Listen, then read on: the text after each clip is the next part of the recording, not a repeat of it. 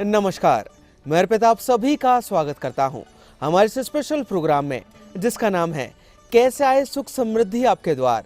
दर्शकों, हर व्यक्ति चाहता है ऊर्जा और सकारात्मकता, और त्योहारों और दीपावली के सीजन में ऊर्जा और सकारात्मकता लाने के लिए हर व्यक्ति अपने घर में साफ सफाई करता है और अपने घर को रिनोवेट करता है।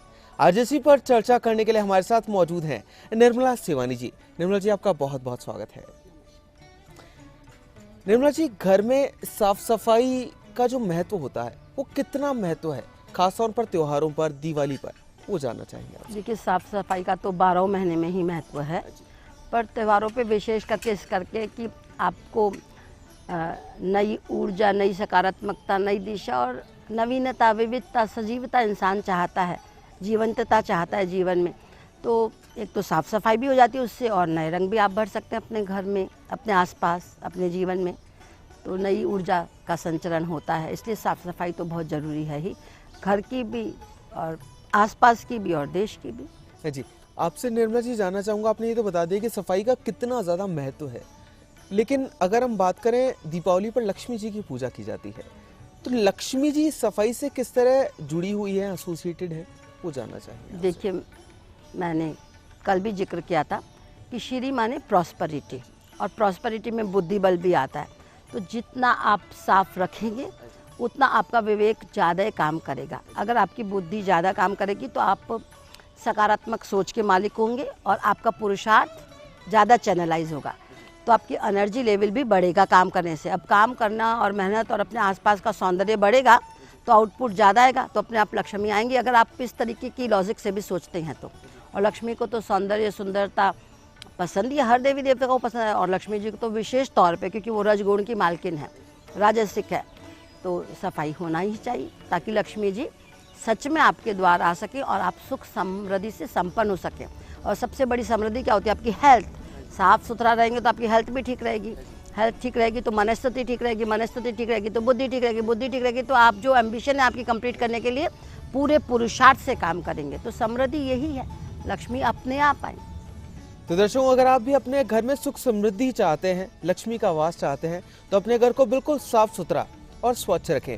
निर्मला जी, आपसे जानना चाहूँगा, घर साफ सुथरा की तो हमने बात की, लेकिन बहुत बार देखा जाता है कि लोग अपने घर को तो साफ सुथरा रखते हैं, लेकिन जितना भी कचरा होता है, कूड़ा होता है, वो सारा कूड़ा घर के बाहर डाल देते हैं।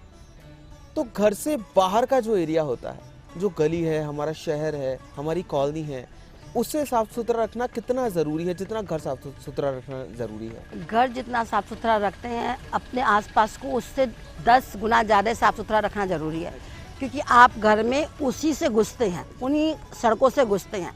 तो अगर जो आपकी सड़कें ही खराब होंगी तो वही कूड़ा फिर आप घर के अंदर ला रहे हैं, तो जो लक्ष्मी आई हैं वो रुष्ट होकर बाहर निकल के और चले जाएंगे देवलोक में। तो घर के आसपास को, गलियों को, सड़कों को, नगर को, देश को, शहर को तो साफ रखना और ज़्यादा अच्छा ज़रूरी है। अच्छा बन जाता है इस सेंस में भी कि हम वहीं का कचरा अंदर ला रहे हैं, तो पहले वो भी साफ रखिए और अंदर तो साफ होना ही चाहिए। जी, निर्मला जी, आपसे जानना चाहूँगा, घर का वास्तु भी उतना ही इम्पोर्टेंट होता है जितनी घर में सफाई ज़रूरी होती है। तो आपसे जानना चाहूँगा, श्री यंत्र जो होता है वो घर का वास्तु सुधारने में कितना ज़्यादा एक महत्वपूर्ण किरदार अदा करता है, वो जानना चाहूँगा। देखिए, पहले तो मैं वास्तु की बात, तुमने जो पहला सवाल किया था, मैं बता दूं थोड़ा। वास्तु का मतलब ही वस्तु स्थिति होता है। वस्तु स्थिति का मतलब उस जहाँ वो जो जगह है जहाँ घर आपने निर्मित किया है उसमें प्रकाश अच्छे से हो, हवा आती हो, पानी हो और जल की समुचित व्यवस्था मतलब हो, और पृथ्वी तत्व हो, मतलब पेड़ पौधे आपके आसपास हो, और अग्नि का समुचित बैलेंस हो। उसको हम जो है श्री भी कहते हैं और 5 तत्व भी कहते हैं, और वास्तु भी वही होती है। और अब रही बात श्री यंत्र की, तो श्री यंत्र पूरे सृष्टि की वास्तु है ना, क्योंकि श्री यंत्र पद्म आसन है। मैंने कल जैसे बताया था कि माँ लक्ष्मी का आसन है और वो उस पर बैठ के आपकी पूरी सृष्टि क्रम को अंदर में, गर्भ में धारण किए हैं। तो जो श्री यंत्र होता है वो 96 उंगल सृष्टि का प्रमाण होता है, जो उसके कल भी हमने थोड़ा वर्णन किया था, आज और एलोबरेट कर देते हैं। जो उसके धनात्मक किरणें कलेक्ट करने का जो केंद्र बिंदु है, उसमें 4 हमने आपको द्वार बताए थे, तो 4 वो बेसिक दिशाएं हैं और 4 कॉर्नर, 8 दिशाएं। और जो 2 सर्किल है उस श्री यंत्र के, वो 10वीं दिशा है। 10 दिशा होते हैं ना, पृथ्वी और ऊपर का लोक, तो ये 10 दिशाएं उसको श्री यंत्र को रक्षा सूत्र, उसके रक्षा द्वार कहलाते हैं। और उसके बाद उसमें वो बीच के 36 कोण और अष्ट कमलदर और 16 षोडश विद्याएं, यहाँ 16 कलाएं चंद्रमा की निर्मित है। तो श्री यंत्र पूरा सृष्टि का वास्तु है, सृष्टि की वस्तु स्थिति है श्री। निर्मला जी, आपने श्री यंत्र के बारे में तो बताया, हमारे जितने भी जो दर्शक अभी आपको देख रहे हैं कि कितना ज़्यादा महत्वपूर्ण है घर की वस्तु स्थिति को सुधारने के लिए भी। लेकिन मैं आपसे जानना चाहूँगा निर्मला जी, अक्सर वास्तु को लेकर जब भी चर्चा होती है, जब भी कोई विद्वान बताता है, तो अक्सर ये सुना जाता है कि ये वस्तु उत्तर दिशा में और ये वस्तु दक्षिण दिशा में होनी चाहिए। दिशाओं के बारे में खास तौर पर जोर दिया जाता है। तो क्या वास्तु दिशाओं से संबंधित है और या फिर चीज़ें उचित स्थान पर हो उससे संबंधित है, ये जानना चाहेंगे। देखिए, इस पर क्लैरिटी चाहेंगे। वस्तु स्थिति का मतलब पर्टिकुलर दिशाएं हैं कुछ चीज़ों की, है ना, लेकिन एंट्रेंस से मतलब नहीं है कि north entrance, south entrance, east entrance, west entrance, ऐसा नहीं है। दिशाओं से तो मतलब है, जैसे आग्नेय दिशा जो होती है वो दक्षिण होती है और आग्नेय कोण जो है दक्षिण पूर्व होता है। पूर्व दिशा जो है उत्तर दिशा और पूर्व दिशा तो वो जो है ईशान कोण है, जहाँ इष्ट देवता हमारे बैठते हैं, है ना। इस तरीके से जो 4 कोण और 4 दिशाएं हैं उनके वस्तु स्थिति में मतलब है कि वो उस दिशा में वो चीज़ को इस्तेमाल किया जाएगा। जैसे आग्नेय कोण है तो उसमें अग्नि से रिलेटेड वस्तुएं, इलेक्ट्रॉनिक एपरेटस, आग्नेय कोण से इतर मतलब साउथ हो वेस्ट हो, इस तरीके से करके लेआउट करेंगे तो ठीक रहता है। जैसे अब उसके लॉजिक है, जैसे मान लीजिए बच्चे हैं, स्टूडेंट हैं, अगर उनका नॉर्थ ईस्ट में कमरा होगा तो वो सुबह उठ के पढ़ते हैं तो सूर्य की जीवनदायी किरणें उनको मिलेंगी पूरी। पढ़ाई लिखाई पूजा पाठ से हमारी एनर्जी चैनलाइज होती है। तो वो नॉर्थ ईस्ट उसकी दिशा निर्धारित की, क्यों? क्योंकि हमारा उत्तर में हिमालय है, उत्तरी पूर्वी हवाएं चलती हैं और पूर्व में हमारा सूर्य उगता है, तो वो देवों की दिशा हमने निश्चित की। तो वो जो दिशाएं बनी और जो कोण बने वो तो लॉजिकली बने हैं, वो तो पूरा अपने आप में ज्ञान है और इन्वायरमेंट की नॉलेज है, वस्तु स्थिति की नॉलेज है, तो उसके तो अर्थ हैं। जी निर्मला जी, मैं आपसे जानना चाहूँगा कि सफाई पर हम चर्चा कर रहे हैं, पर बहुत बार ऐसा देखा जाता है कि लोग आलस कर जाते हैं। दीपावली पर, त्योहारों के सीज़न में सफाइयाँ ही नहीं करते हैं, उनके घरों में जाले लगे ही रहते हैं, तो कितना ज़्यादा क्षति पहुँचाता है उन्हें, कितना ज़्यादा नुकसानदेह होगा उनके लिए, वो जानना चाहेंगे। देखिए, दिवाली क्या जाले तो ऐसी चीज़ है जो देख के ही उलझन पैदा होती है ना, गंदे भी लगते हैं। तो वो तो 365 दिन ही नहीं होने चाहिए घर में, है ना। जाला और गंदगी तो होना ही नहीं चाहिए, पर दिवाली पे तो विशेष तौर पे बिल्कुल नहीं होनी चाहिए, है ना। क्योंकि इससे जितने आप देखिए साफ रहेंगे उतना आपका स्वस्थ चित्त और स्वस्थ शरीर रहेगा, इसके भी अर्थ है ना। और वो ही अपने आप में सच में श्री और लक्ष्मी वो ही है। तो जाला तो बिल्कुल ही नहीं, जाले को तो देख के देखिए उलझन होती है। वस्तु स्थिति में सबसे बुरी चीज़ है जाला, ये आपके विचारों को उलझाता है और दिखता हुआ भी इतना गंदा लगता है कि पूछे ही मत। तो माँ लक्ष्मी क्या, इंसान को ही गंदा लगता है, इंसान घुसना ही नहीं पसंद करेगा, अतिथि नहीं आएगा, माँ लक्ष्मी तो कहाँ से आएंगे। हाँ जी, निर्मल जी, आपसे जानना चाहूँगा, घर जो है, घर के बाहर भी अक्सर देखा जाता है कि लोग शीशे लगा लेते हैं, दीपावली पर खासतौर पर शीशे लगा देते हैं, तो वो कितना ठीक रहता है शीशे लगाना घर के बाहर? नहीं, वो किस दिशा में, दिशा को कंपनसेट करते हुए लगाते हैं तब तो ठीक है। लेकिन अगर आपको अच्छा लगता है कि एंट्रेंस पे शीशे में कोई शख्स देखेगा, मुंह देखेगा और सुंदर लग रहा है, उस पर जेल कर रही है सजावट, तो करिए, क्या मना है। जो आपको अच्छा लगता है करिए, बस क्लटर नहीं होनी चाहिए और ओवरलैप चीज़ें नहीं होनी चाहिए।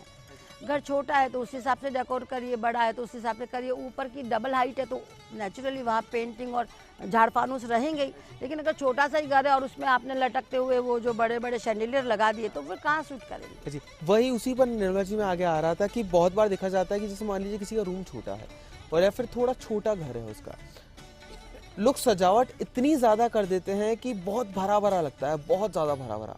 तो क्या वो ठीक रहता है इतनी ज़्यादा भर देना? नहीं, ना आँखों को अच्छा लगेगा, ना सोचो टाइडी होगा। जब आप चलेंगे इधर उधर तो कोहनियाँ मारते फिरेंगे, चीज़ें टूटेंगी, सेंसलेस है ये। और ना आप उतना फिर मेंटेन करके सफाई कर सकते हैं उसको, है ना। सामान उतना ही होना चाहिए जो ज़रूरत का है। सजावट का सामान भी होना चाहिए जो कि आपके घर में जेल करता है। और बेचारे स्टाफ से कोहनियाँ लगती फिरते हैं, आप कोने कोने में वो बेचारा ट्रे लेकर के आ रहा है और फिर उसके ऊपर चीखते हैं। तो जेल करती हुई सजावट हो और उसी से घर सूदिंग लगेगा। ओवरलैप्ड सजावट से तो वो और उसकी ब्यूटी चली जाती है। और घर में देखिए ब्रह्म स्थान भी होता है और कुछ कॉर्नर खाली भी होने चाहिए, ताकि उसमें आपकी सांसें आके बस सकें। भाई आप अपनी सुकून भी, तो शांति सुकून नाम की देवियाँ भी होती हैं, पुष्टि तुष्टि नाम की यज्ञ की वो जो बेटियां हैं, वो भी आपके घर के कोनों में निवास कर सकें। तो इस तरीके से ओवरलैप नहीं हो, क्लटर नहीं होना चाहिए घर में, वो सबसे ज़्यादा हार्मफुल है। जी निर्मला जी, आपसे जानना चाहूँगा, कुबेर का जो स्थान होता है, कहते हैं कि तिजोरी जो होती है कुबेर भगवान का स्थान होता है। लक्ष्मी जी के साथ साथ हर कोई व्यक्ति कुबेर जी की भी कृपा चाहता है, कुबेर भगवान की। तो कुबेर भगवान की भी कृपा प्राप्त हो, इसके लिए क्या करना चाहिए साफ सफाई के साथ साथ? धनतेरस के दिन कुबेर को निकाल के, कुबेर जी तो मंदिरों में नहीं रहते क्योंकि वो यक्ष हैं। कभी भी एक बात हम शास्त्रों की समझा दें, शास्त्र विधि से, मैं तो वैसे खैर रिबिलियस और मॉडर्न हूँ, पर फिर भी जब बात चली है, कुबेर यक्ष देवता हैं, तो उनको कभी भी देवों का स्थान नहीं मिलना चाहिए, मतलब ईस्ट में नहीं होने चाहिए, वो तिजोरी में ही होने चाहिए। कुबेर को तिजोरी में बंद रखा जाता है ताकि वो पूरी तिजोरी को रिप्रेजेंट करें और धन से भरे रहें, क्योंकि लक्ष्मी जी उस धन को लाने वाली होती, तो तिजोरी में श्री यंत्र या लक्ष्मी जी भी रखी जाती है। तो धनतेरस के दिन कुबेर जी की पूजा करनी चाहिए।